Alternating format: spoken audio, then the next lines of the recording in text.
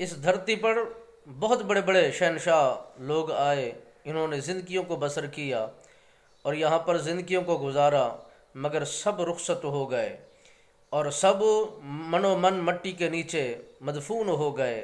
یہاں پر اسی کا نام گھومتا ہے جو رب رسول کے ساتھ تعلق کو جوڑتے ہیں، جنہوں نے دین اسلام کے ساتھ وابستہ ہو کر دین اسلام کا کام کیا ہے۔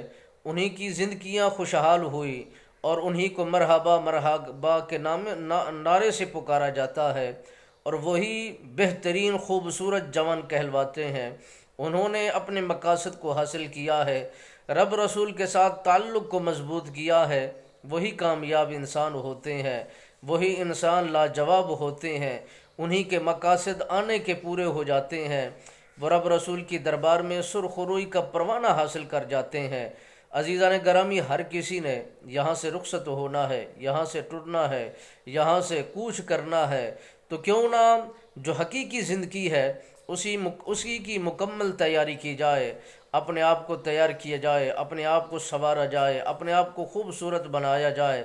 رب کی دربار میں وہ اپنے آپ کو بہترین ثابت جب کرے گا تو مالک بے نیاز اس کے لیے آسانیاں پیدا فرما دیتا ہے، راستے بھی کھول دیتا ہے۔ جو یہاں سے مشقتیں کر کے جاتا ہے وہاں اس کے لیے بہترین ثمرات کا اہتمام ہے، مشروبات کا اہتمام ہے، تمام تر خواہشات جو دنیا میں پوری نہیں ہوتی وہاں پوری کر دی جاتی ہے، وہاں مقاصد پورے ہو جاتے ہیں۔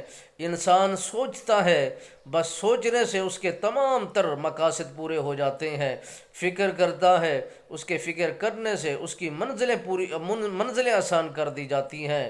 آئیے مسلمانوں، یہی منزل ہے، یہی مقصد ہے، یہی آرزو ہے، یہی تمنا ہے، تو اسی میں سب کچھ موجود ہے۔